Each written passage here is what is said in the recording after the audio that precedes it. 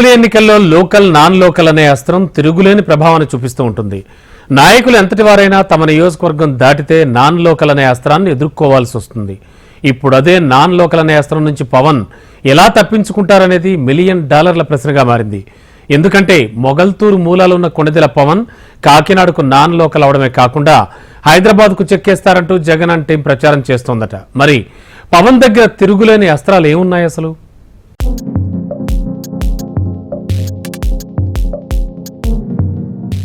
పవన్ పిఠాపురాన్ని ఎంచుకోవటం కాపు సామాజిక వర్గం ఓట్ల రీత్యా చూస్తే సరైందే కావచ్చు, కానీ వ్యూహాత్మకంగా ఏమంత సేఫ్ జోన్ కాదంటున్నారు రాజకీయ పరిశీలకులు. అయితే పవన్ తనకున్న ఫ్యాన్ ఫాలోయింగ్ గానీ సినిమాటిక్ ప్రెజెంటేషన్ గానీ గట్టెక్కించకుండా పోతాయా అనే ధీమాలో ఉన్నారట. ఈ నేపథ్యంలోనే ఇటీవల 10 ఏళ్ల పార్టీ ప్రస్థానానికి సంబంధించిన ఉత్సవాల సందర్భంగా పవన్ ఒక వీడియో అడ్వర్టైజ్మెంట్ ని రిలీజ్ చేశారు.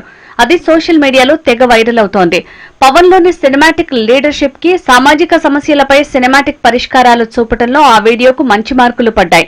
ఇప్పుడు ఏపీలో ఉన్న రాజకీయ సామాజిక పరిస్థితులను వివరిస్తూ విడుదల చేసిన ఆ 2 నిమిషాల వీడియో అద్భుతంగా ఉందంటున్నారు రాజకీయ సామాజిక పరిశీలకులు.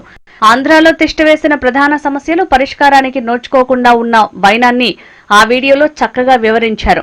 పోలవరం ప్రాజెక్టు పూర్తి కాకపోవటం, తద్వారా వ్యవసాయం ఆశించిన లక్ష్యాలను అందుకోకపోవటం, పెరుగుతున్న నిరుద్యోగం, అన్నింటికీ మించి రాజధాని అంశం ఇంకా పెండింగ్ లోనే ఉండటం, మొత్తం మీద రాష్ట్ర అభివృద్ధి అనేది ఫైళ్లకే పరిమితమైందని సంకేతాత్మకంగా చెప్తూ అవే అంశాలను తాము మళ్లీ టేకప్ చేస్తున్నామని చెప్పడం ఆసక్తి రేపుతోంది. రాష్ట్ర విభజన తర్వాత అప్పటికీ అభివృద్ధి ఆశించిన మేర జరగలేదని, అందుకే ప్రజలు స్విచ్ వేసి ఫ్యాన్ కు ఓటేస్తే ఆ ఫ్యాన్ గాలిలో సమస్యలు కొట్టుకుపోయాయని ఎంతో ఆలోచన రేకెత్తించే విధంగా రూపొందించారు. మరి పవన్ ఎంతో క్రియేటివిటీ జోడించి తయారు చేసిన వీడియో ఓట్లను రాబడుతుందా? ఏపీలోని చాలా మంది నాయకులకు, చాలా మంది ఏపీ ప్రజలకు సినిమాల మీద ఎంత మోజుంటుందో ఎంత చెప్పినా తక్కువే. అక్కడి నేతల ప్రతిభా పాఠవాలన్నీ సినిమాలకే పరిమితమవుతాయని, వాస్తవ రూపంలో కొలువైన సమస్యలకు సైతం సినిమాటిక్ గా పరిష్కారాలు చూపుతారు తప్ప కార్యక్షేత్రంలో దిగి సాధించే చొరవ చాలా తక్కువ చూపుతారన్న అపప్రద ఉంది. అందుకు పవన్ సోదరుడు చిరంజీవి చేసిన ప్రజారాజ్యం అనే విఫల ప్రయోగం కూడా ఓ కారణం కావచ్చు. ప్రజారాజ్యాన్ని చిరంజీవి ప్రకటించినప్పుడు ఏ రేంజ్ లో ప్రజలు ఆశలు పెట్టుకున్నారో ఊహించాల్సిందే. చిరంజీవి నిర్ణయం వల్ల ప్రజల అంచనాను ఇక ఏనాడూ అందుకోలేని అంశాలుగానే మిగిలిపోయాయి. అయితే పవన్ పట్టుదలను చిరంజీవి ఆరంభ శూరత్వంతో పోల్చగలమా? పవన్ 10 ఏళ్లుగా పార్టీని పట్టుకుని ఉన్నారు. తొలిసారి పోటీ చేయలేదు, 2వ టర్మ్ లో సింగిల్ గా పోటీ చేశారు. ఇప్పుడు బీజేపీ, టీడీపీతో కలిసి పొత్తులో పోటీ చేస్తున్నారు. రాజకీయ శత్రువును సింగిల్ గా కొట్టడం సాధ్యం కానప్పుడు ఉమ్మడిగా ఎదుర్కోవాలనే సూత్రాన్ని అమలు చేస్తున్నారు. అయితే పవన్ అండ్ టీం వ్యూహం ఎలా ఉన్నా ఇప్పుడు పవన్ ఎదుర్కొంటున్నది మాత్రం నాన్ లోకల్ అనే విమర్శను.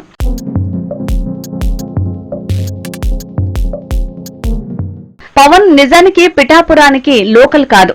పిఠాపురానికి స్థానికేతరుడైన పవన్ కేవలం కాపుల ఓట్ల బలం మీదనే ఆధారపడ్డాడంటున్నారు రాజకీయ విశ్లేషకులు. కేవలం ఒక సామాజిక వర్గం ఓట్ల మీద ఆధారపడి ఎన్నికల ఫలితాలు ఆశించవచ్చా? ఇది ఎంత మేరకు రిజల్ట్ రాబడుతుంది? ఈ ప్రశ్నలకు ఇప్పటికైతే జవాబులు లేవు. మరి కాపు ప్రజానీకం పవన్ కు గంపగుత్తగా మద్దతునిస్తోందా? అలాంటి సూచనలేవీ కనిపించడం లేదు. ఆ సూచనలు లేవు కాబట్టే పవన్ అసహనం వ్యక్తం చేశారు. తన వర్గం వారే, తన మేలు కోరేవారే తనకు సూచనలు, సలహాలు ఇస్తున్నారని, తన వ్యూహాన్ని మాత్రం అర్థం చేసుకోవటం లేదని వాపోయారు.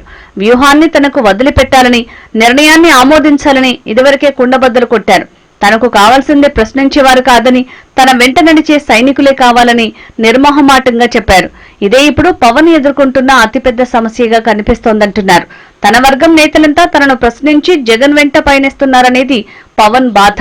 మరి పవన్ మీద కాపు సమాజ నేతలకు నమ్మకం లేకుండా పోయిందా? పవన్ మాటల్ని ఒంటెత్తు పోకడుగా భావిస్తున్నారా?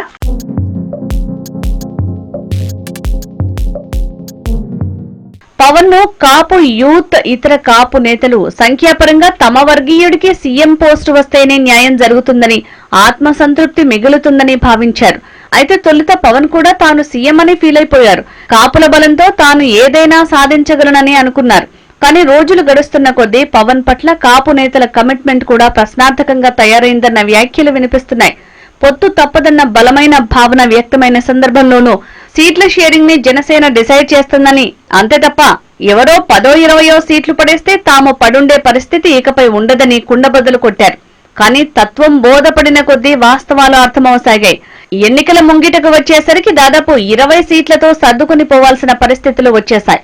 ఈ నిజాన్ని పవన్ కాదనగలరా?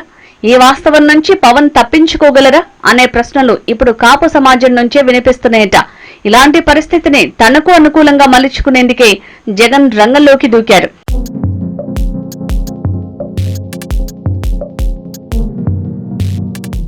ముద్రగడను రంగంలోకి దింపి అన్ని మండలాల కాపు నేతలతో రహస్య మంతనాలు జరిపేలా ప్లాన్ చేస్తున్నారట. అటు దాడిశెట్టి రాజా కూడా నియోజకవర్గంలోని మత్స్యకార కుటుంబాలతో రహస్య సమావేశాలు ఏర్పాటు చేస్తూ ఓట్లను వైసీపీ వైపు పోలరైజ్ అయ్యేలా చేస్తున్నారట. పిఠాపురానికి స్థానికుడు కాని పవన్ ని స్థానికేతరుడుగా కార్నర్ చేస్తూ ఆయన గెలిచినా ఓడినా నియోజకవర్గంలో ఉండే అవకాశాలు లేవని, హైదరాబాద్ లోనే ఉంటాడని, హైదరాబాద్ కు అలవాటు పడిన వ్యక్తితో ఏపీకి గాని పిఠాపురానికి గాని ఏం మేలు జరుగుతుందని ఓటర్లకు సూటి ప్రశ్నలు సంధిస్తున్నారట. లోకలమే అస్త్రం ఎంత బలంగా ఉంటుందో ఇప్పటికే ఇటీవలే తెలంగాణ అసెంబ్లీ ఎన్నికల్లో రుజువైంది. కామారెడ్డిలో పోటీ చేసిన మాజీ ముఖ్యమంత్రి కేసీఆర్ కు తాజా ముఖ్యమంత్రి రేవంత్ కు ఎలాంటి అనుభవాలు ఎదురయ్యాయో అందరికీ తెలిసిందే. లోకలాస్త్రం అంత బలంగా ఉన్నప్పుడు దాన్ని తప్పించుకోవడం అంత సులువేనా అనే అనుమానాలు బలంగా వినిపిస్తున్నాయి.